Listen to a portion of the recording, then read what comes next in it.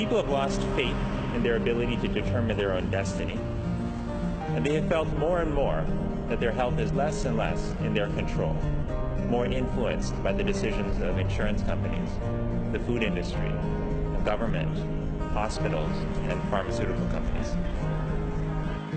We, as a profession, all of us, are called upon to reverse this tide of chronic illness by changing culture and by, in fact, creating a culture of prevention in America. A culture where we are as good at preventing illness as we are at treating it.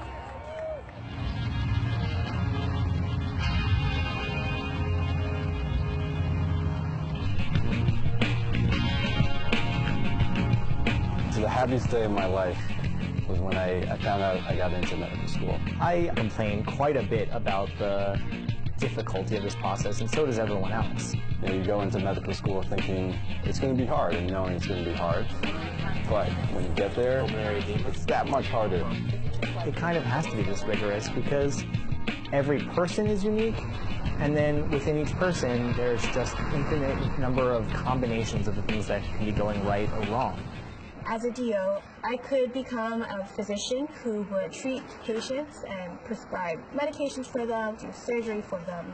But being an osteopathic doctor allows a physician to have an additional tool in their toolbox. In osteopathic medical schools, we are trained extensively in osteopathic manipulative treatment, OMT. And from day one, you start developing a sense and appreciation for palpation. That's learning how to feel. And I have to say learning because we feel things every day, from when we put on clothes to putting food in our mouths, but we just take that sense of feel for granted. When you put your hands on someone, what you feel with your fingertips, you don't realize exactly how many different things you're feeling. It gives you so much information, and it's a lot of information that is really kind of getting lost in these advances in technology, and it's something that's so basic and so fundamental and so important. When you first start, you really aren't exactly sure kind of what you're feeling, what you're touching.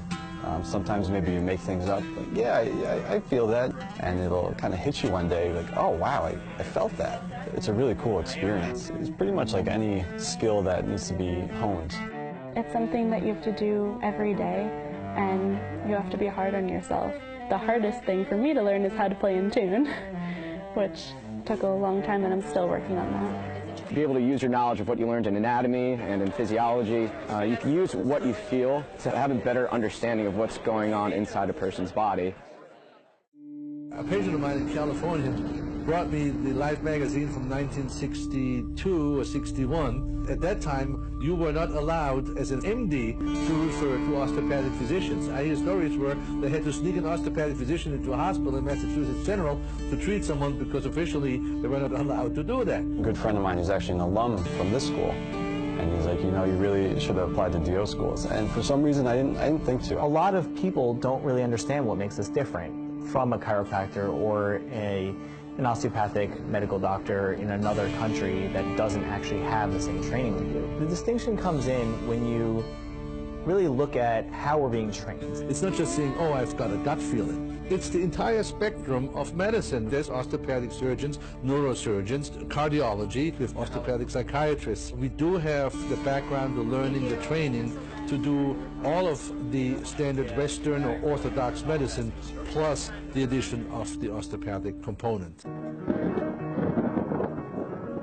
Well, I'm an experimental psychologist from Oxford University, interested in the senses of the consumer, the person at home, the person in the hospital, and how knowing about unexpected connections between our eyes, our ears, our nose and our mouth can be used in all walks of life. There are scientific studies to demonstrate the beneficial effects of touch. And maybe until 10 years ago we might not have known the mechanism. Sometimes makes some suspicious, so if I don't know the mechanism then it can't be true or I don't believe it. But this is why I think all of the research coming out from the neuroscience labs on these affective touch system provides the mechanism. There is a groundswell of interest, a growing realization of the power of interpersonal touch. One of the things that I'm particularly interested in is the interface between the technology and what we do with our hands. One should not exclude the other, and one should not supplant the other. We're not just MDs plus an extra skill set. It's a philosophy difference. One of the tenets of osteopathic medicine is that the body has the innate ability to heal itself. Some of my OMT faculty, they've told me that they've been helping out MD schools to teach understanding the body as this self-healing unit that just has a block. So healing is not the action of the doctor, it's just the action of the body that sometimes gets tripped up, and the doctor's job is to just remove the stumbling block.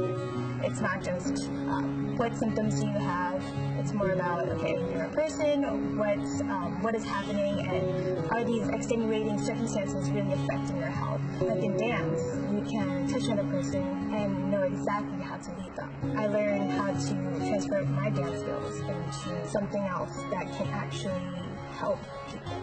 I do, of course, want to know about their medical ailments that bring them to see me, but I want to know them as a whole person. I want to encourage patients to really take control of their own health care. We're being told that we have to be able to understand the subtext of what's being said just from vocal cues. What happens when you take penicillin?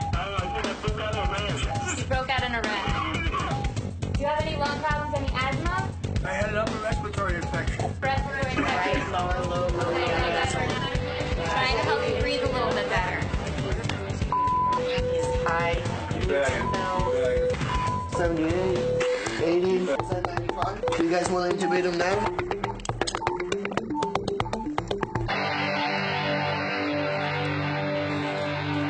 I am not the driver as the physician. What I should be is the listener and really find out what the question is the patient has. Of course, my job is all about listening. My aim really is to teach the world to listen. My teacher said, well, how are we going to do this? You know, music is about listening. And I said, yes, I agree with that. So what's the problem? And he said, well, how are you going to hear this? How are you going to hear that? Through my hands, through my arms, my cheekbones, my scalp, my tummy, my chest, my legs, and so on. It's unbelievably important for us to really test our listening skills, to really use our bodies as a resonating chamber.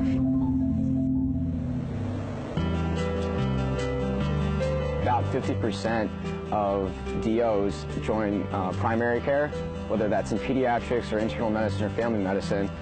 In the medical world where everything is becoming so subspecialized, we need more of those physicians. We can help limit the prescribing of narcotics. The abuse of that is huge in this country. Help alleviate the pain just by using our hands and using osteopathic medicine, then huge for the person and huge for the country. As physicians, we should want to help those who are in need. By having a student-run free clinic, we can decrease healthcare expenses overall. Now, those same patients who would have waited till they got severely ill will need to go to the hospitals and the emergency rooms, which will save a lot of money in the long run. A lot of osteopathic schools are also opening in more rural areas where there's even more of a need for physicians. Insurance companies cannot order a test till a certain age of 50. At 50 years old, that person could already have metastatic breast cancer. We're just more keen into asking more questions and checking out the patient to make sure they're okay. If we start earlier, we could prevent it.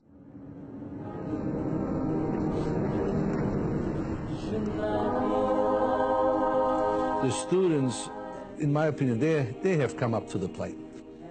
We have to be realistic with them to say, look, most likely you will not be the big $1 million makers, but they're not looking for the luxury there. They see it either as a calling or as a real fulfillment.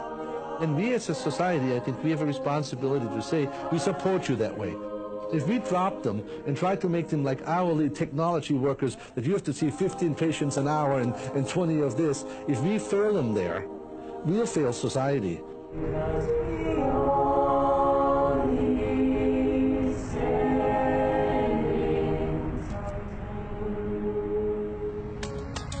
A think doctors hold a special role in society. Your job is to help people. You can't help everyone that you meet, but it's still your job to treat them with as much dignity as possible. You're bestowed so much trust from pretty much a stranger. A doctor, someone who should really value that privilege. Your DO actually kind of speaks, I think, to the heart of medicine. The heart of people. Your passion is to help people in their entirety, not just a symptom. Put down your phones, put down your computers, and actually look and talk and be with the patient. Social and psychological aspects also contribute to illnesses. What is going on in your life that we can assist you with? So if they were educated in how to eat, how to manage stress, And that may cause chest pain. felt like they were cared about, that will probably help with their illnesses in addition to treating them as a patient. Building that partnership. The world is changing. The notoriety of what a DO is increasing. It's slowly sort of percolating through society. Okay, well, we've over-medicated so much, and it only helps so much. Younger people are hearing about it, their families are hearing about it. We're the physicians that are on the floors of the hospitals. I think the world's going to take notice.